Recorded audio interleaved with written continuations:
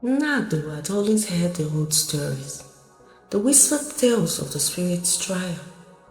The legend said that when a person's life hung in the balance, the spirits would come to decide their fate.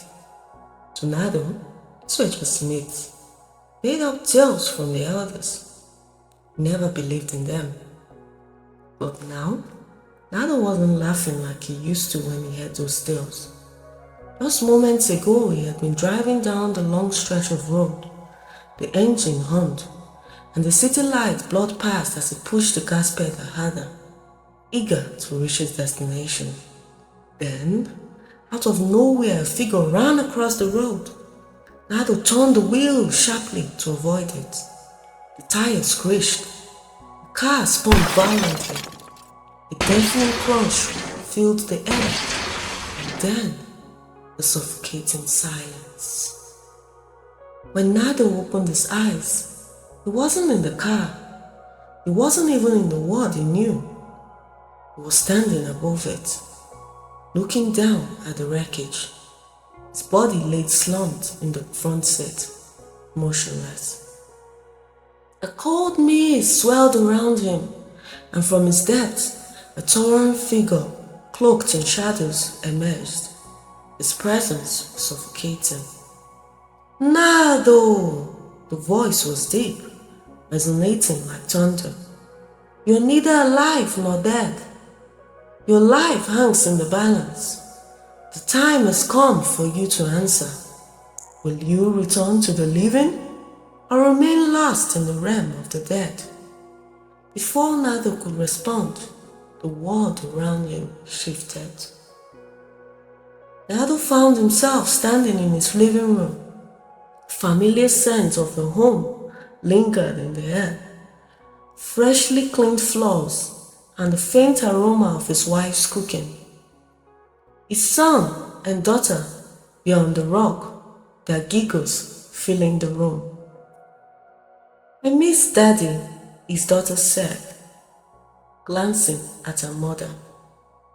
Adana, his wife, smiled, holding their youngest. Daddy will be home soon. Relief washed over Nnado. He was loved. Surely his family would fight for him in the land of the living. But as he stepped closer, the scene shifted. It doesn't matter, Mommy, his daughter said, her tone bitter. Even if he comes, he won't have time for us. Nnado's heart sank. I do care, he shouted. But his words dissolved in the air. The memories came rushing back. The time he chose walk over his family. The promises he broke. The guilt he buried beneath gifts and money. The scene shifted as Adana walked into their bedroom, her face shadowed with exhaustion. He stared at the closet brimming with designer clothes and shoes, but her expression was hollow. Nnado reached for her, but then he saw them, the scars, faint but unmistakable. They told a story of his anger, his fist, and her pain. Her voice rang out, cold and cunning. What have you done to me, Nnado? I am but a shadow of myself. I wish I never met you. The spirit's voice echoed like a tolling bell. You thought money could buy love, Nnado.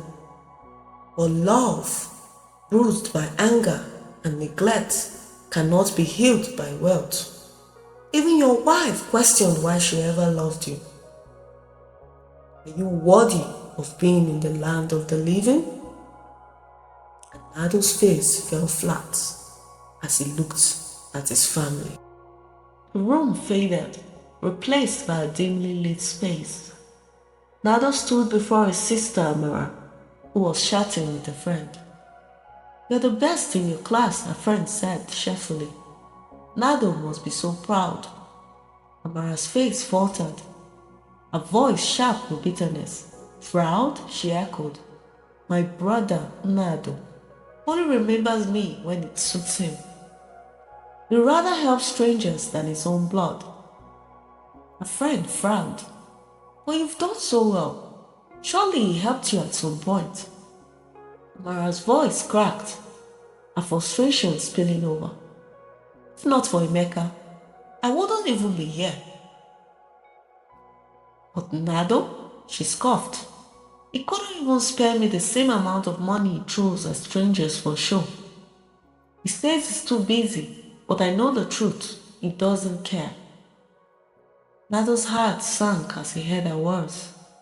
Memories rushed back to him. Her repeated pleas for help. The dismissive excuses he gave. The way he justified withholding support. The spirit's voice rang out, sharp and piercing. Do you see now, Nnado? Your younger brother, who has little to give, offered all he had. Yet you, with all your wealth, gave only crumbs. You believed that strangers' applause mattered more than your sister's gratitude. And now, even she turns her back on you. Amara's voice cut through the air again. If not for Emeka, I wouldn't even dream of graduating. Nnado may be my brother by blood, but Emeka is the one who truly acts like it. The room shifted again, and Nnado found himself among the people he had supported over the years. He saw them gathered in small groups, talking and laughing. At first, his heart swelled with pride. Surely they would speak well of him. But as he drew closer, their words pierced him like arrows. That man is full of pride, one man scoffed. He helps people. Sure, but he acts like he owns the world. If not for the money he provides for Nnado's school fees, I wouldn't even greet him. Another man laughed. Don't mind him. He expects us to kiss his feet. And have you noticed? He doesn't even help his own family. His siblings are struggling, and his mother looks like she aged a decade since his father died. I wonder if his money is even clean. Nnado's chest tightened as he heard the laughter. The people he had once considered his allies, his beneficiaries, now mocked him. The spirit loomed behind him, his voice filled with bitter amusement. Do you see now, Nnado? You helped those people not out of love, but to feed your ego. You wanted their admiration, their gratitude, but even they see through you. They take your help, but they do not respect you. And now, in your moment of need, they mock you. Tell me, Nnado, was it worth it? The last saying brought him to his mother. She sat by the window, her face etched with tears of sorrows. Her lips moved in prayer. God, she whispered, thank you for Amara's success and Emeka's strength. But Nnado, her voice broke. He has forgotten us. I pray it touched his heart to see the family left behind. Nnado's knees buckled. His mother's pain was a dagger to his soul. She had always prayed for him, loved him, even when he ignored her. The spirit's voice was softer now, but its weight undeniable.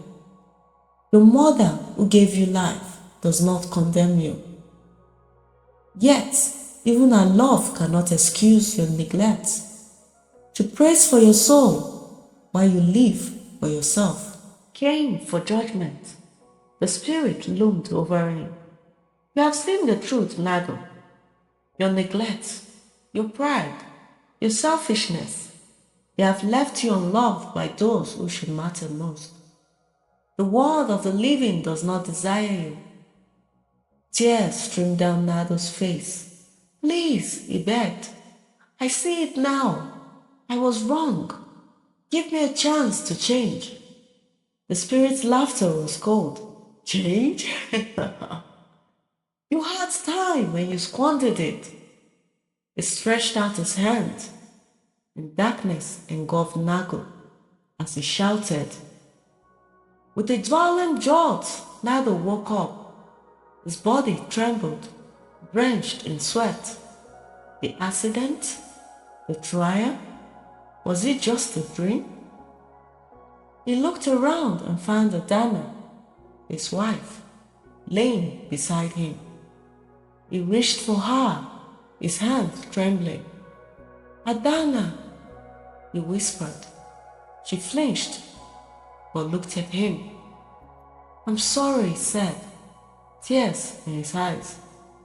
"I'm sorry for everything, for the pain I caused you." She stared at him, her expression a mixture of hope and disbelief. "Are you truly ready to change?" "Yes," he whispered. "I will be better. For you, for the kids, for everyone." From that day forward, Nnado lived differently. He became a present father, a loving husband, a supportive brother and son, and he gave without pride. He spoke not of the spirit's trial and the dream, but those closest to him saw the transformation. The spirit had showed him his path, the one which he walked, and he had chosen to change.